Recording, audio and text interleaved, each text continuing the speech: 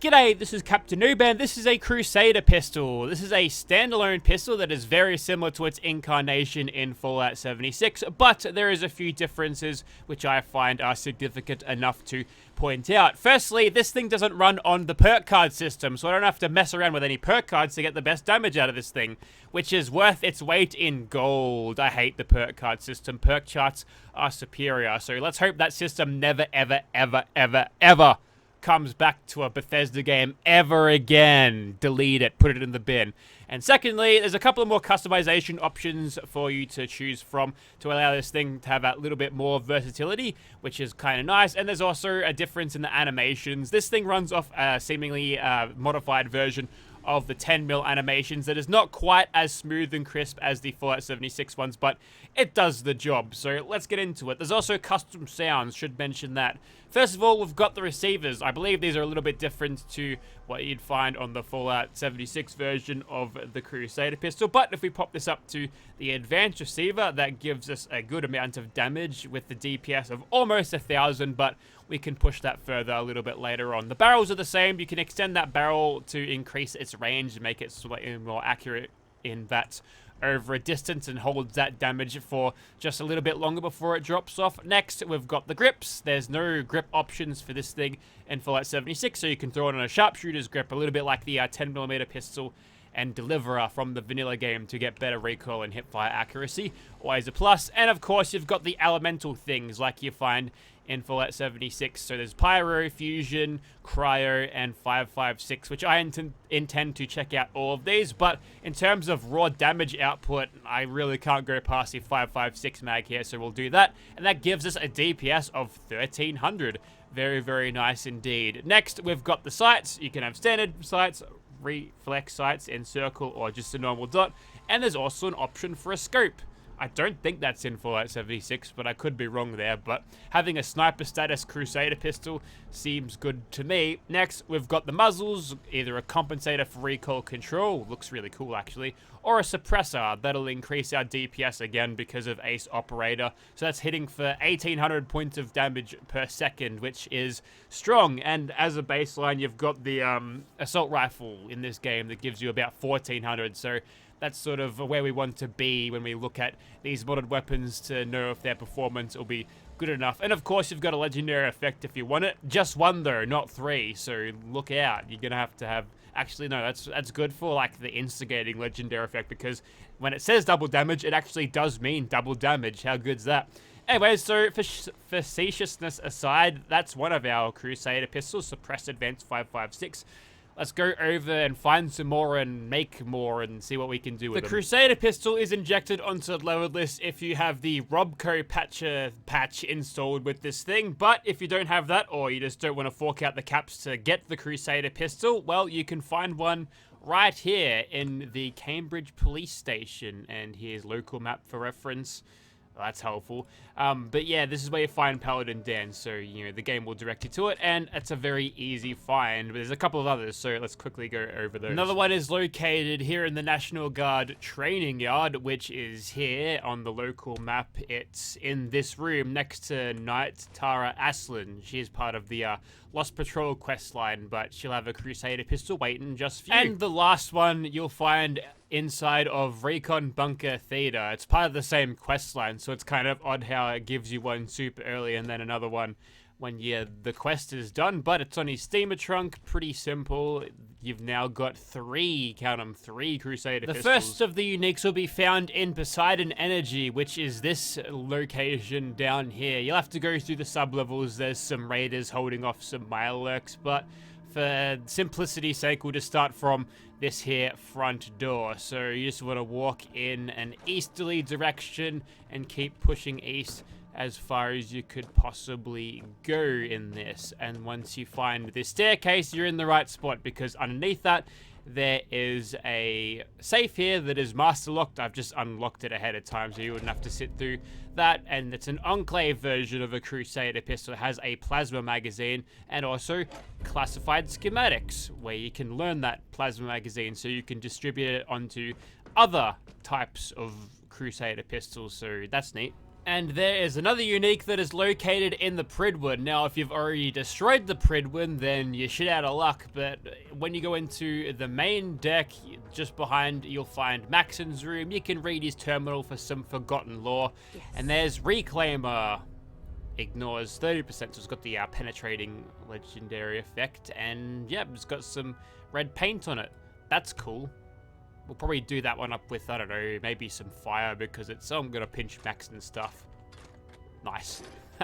Anyways, yeah, we'll do that maybe with a pyro receiver to make it, you know, because it's red and fire's like bright and red sometimes. You know what I mean. Alright, so we're at Immersive Gunners Plaza once again. Here is our Crusader Pistol in first person. Looking down the scope, yep, just a standard, normal looking scope with decent accuracy, at least for now. So a quick look at this thing in third person. Yep, it's a big pistol. It'd probably work if you're in power armor as well. I feel like that that suppressor is not going to seal the gases off quite as effectively as it would need to actually quieten the round, but don't worry about it. Maybe this is like a super mega ultra high-tech suppressor, but let's take a quick look at some of the others. This one is Reclaimer, pyro barrel with a no suppressor, and it sounds like that.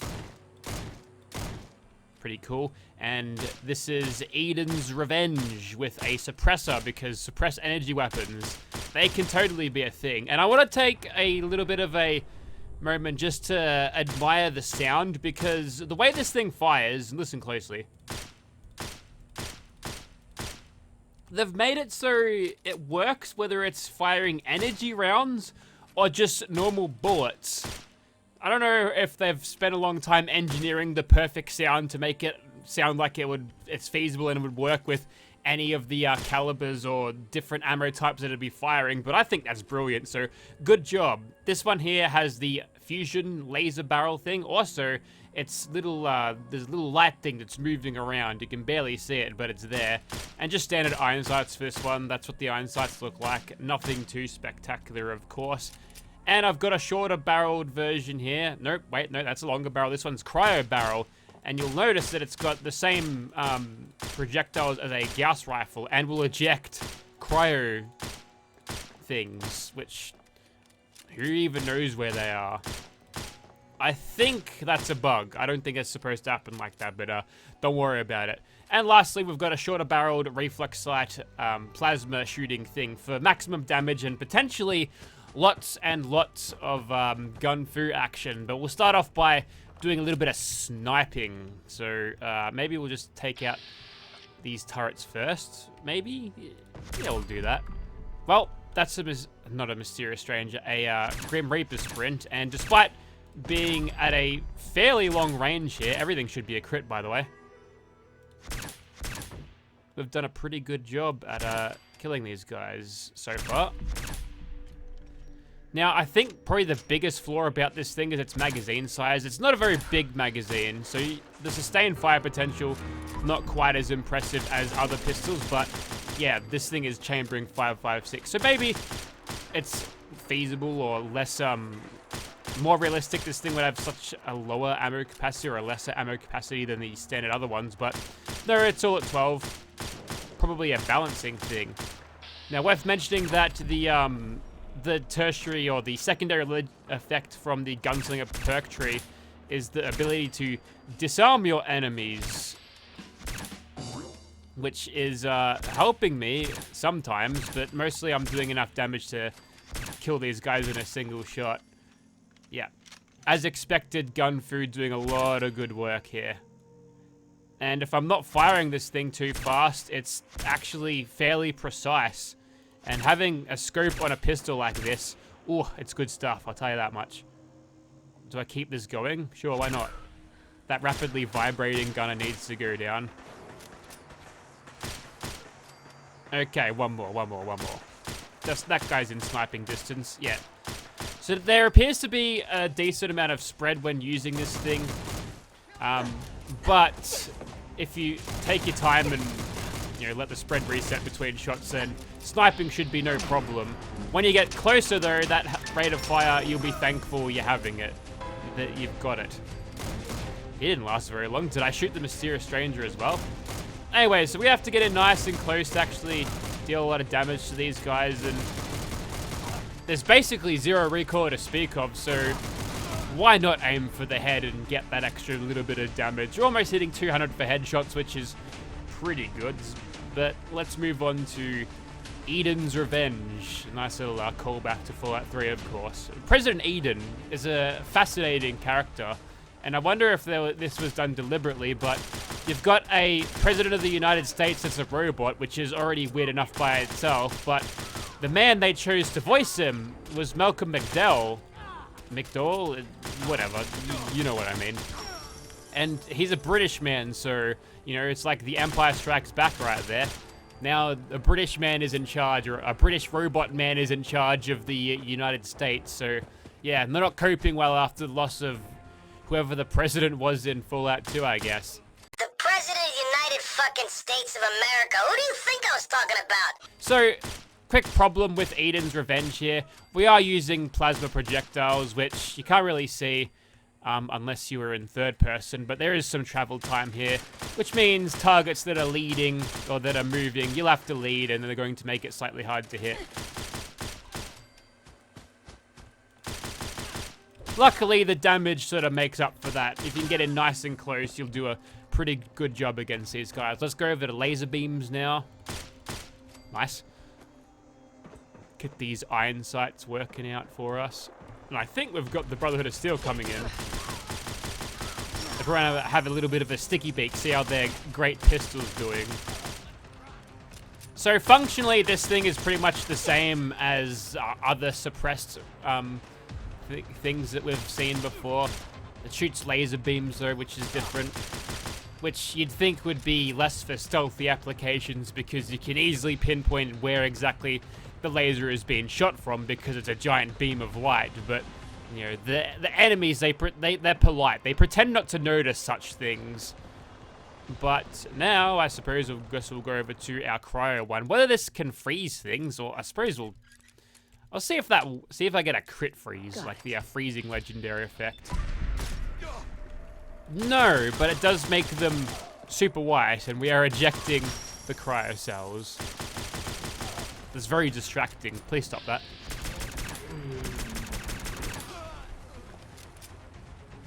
So, for a pistol for endgame firepower, I don't think there's anything that I've seen that is much better than this. Like, you have those really strong revolvers, but they're always so slow in firing, and the reloading is slow.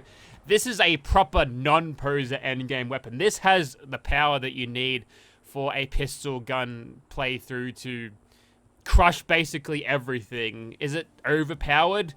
Maybe. I do want to investigate whether I can actually freeze enemies with the cryo version of this Crusader pistol. However, probably not gonna happen against a behemoth, so we'll just use Eden's Revenge on this guy and see what we can do. So the projectiles eventually get there, and they do an okay amount of damage. There's a man right there. We'll take those guys out because they're going to aggro the swan. So is that, actually. A little bit hard to hit. And now we're back into caution. But he's still aggroed by the mysterious stranger, who is very, very annoying. Not quite in range for this guy, but that'll change very soon. Look at all those shots. That is like deliver a spec right there. But the difference here being that this thing's not VATS enhanced, so suppose you'll find a VATS enhanced version that'll do even better than that. I should really stop taking this guy's, whoops, didn't mean to do that. The dodge button, it wasn't control, that was, I don't know what that was. I hit the grapple hook button. I put a tree between myself and him, that's done pretty well. And looks like we get all of this slow motion, that's bullet time as well, which is great news. And now the mysterious stranger has shown up. I've got no sprint juice left, but I can keep backpedaling, and we can actually out DPS the swan with this thing. I think Ace Operator is doing a lot of heavy lifting here, but if we look at the DPS on this thing right now, what are we getting at? 2400? Damn. That almost works to completely offset the slowness of the projectiles, but let's go back to the freezing theory. Okay, we'll do this in broad daylight because he will eventually detect me anyway, right? So we'll just put some rounds down range, probably do that without being in first person so I can actually see whilst rapidly firing. It doesn't look like I'm getting much of a freezing effect on this guy. Got a couple of crits to spare. Totally whiffed them though. Nope.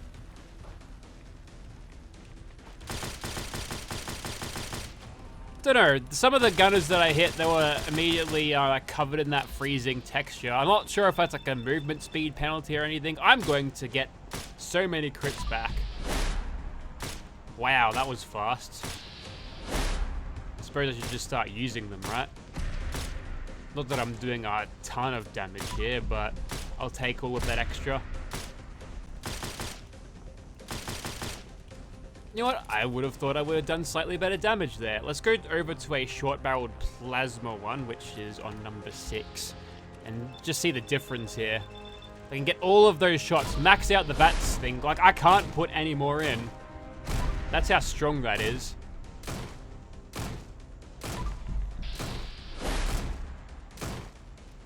This is probably one of the more cheesy fights I've ever had. And just hitting him with basically infinite VATS. VATS maxing, as the 4chaners call it. Go over to slow motion now. Basically the same as VATS, but it's faster because I can spam the trigger a little bit easier. And the mysterious stranger has shown up a day late and $1 short. Useless. Yeah, you better run. Okay. One more monster, this time more of a conventional snipey route? No. Strategy? Yes. We're not going down a road here. Okay, let's do a little bit of pre-boss kill raider sniping. And for some reason, power armor has the wonkiest physics when you kill a power armor user, but we'll just move on from that and not worry about it. Let's do a little bit of slow motion. Ah, mysterious stranger again. No, no, no, go away. You're annoying. See, I'm not getting sneak criticals anymore because the bastard showed up.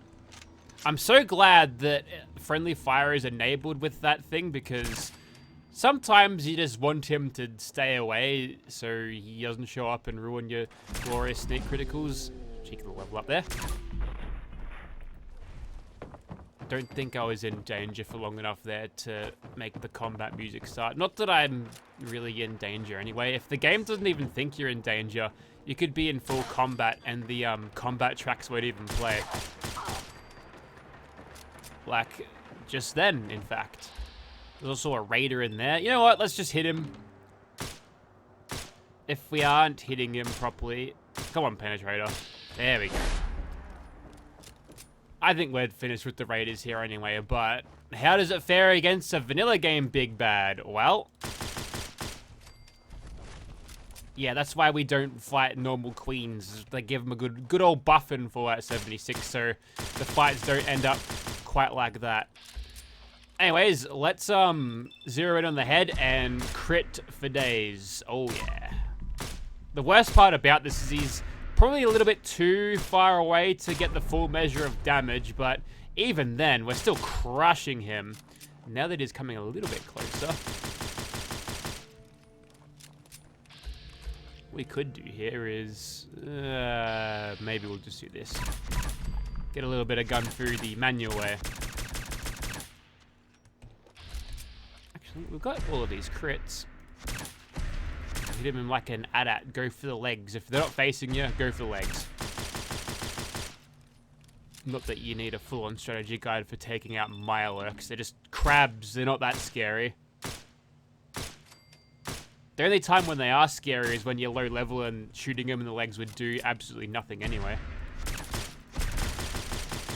Not exactly sure why this guy is like half aggroed to me. Perhaps the suppressor on this thing not being sealed properly is letting some gases escape and creating a bigger bang, but regardless of that, the job is done and we've pretty much crushed everything we've pointed this thing at. So there are arguments that could be made for overpowered, but you know, looking at other rifle weapon mods that'll have a similar sort of DPS, then there's no reason why this thing can't be doing that kind of damage or that kind of DPS, right? So I don't think I've got a problem with this thing. Maybe if you're playing a survival playthrough, you'll find that you're rolling over enemies too easy because obviously on very high difficulty, I'm giving up half my damage before I even start shooting anyway, before we even hit enemy armor. So that might cause it to, you know, maybe be less flattering than what you'd expect out of a survival mode game. But, you know, ammo is limited there. You can't just keep spamming all day with weightless ammo. But yeah, that's interesting. I'm actually open to discussing this in the comments. Is it overpowered or not? I want you to decide. I can't put a poll in the comments, but maybe YouTube will do that one day. But I'm interested to see what you think about it. But if you want to see this thing in your game, check out the link in the description. This thing, compared to Dax, I mean, I used Dax a while ago, and I don't remember all of the specific details about it, but I do think this is a very, very strong weapon and probably the superior version of the Crusader Pistol. So do check it out if you want. It's sort of true to the Fallout 76 version rather than the its derived form out of a 12.7mm pistol. So I suppose there might be appeal to that to some players who are familiar with Fallout 76. But yeah, link will be in the description. Thanks for watching. We'll see you next time.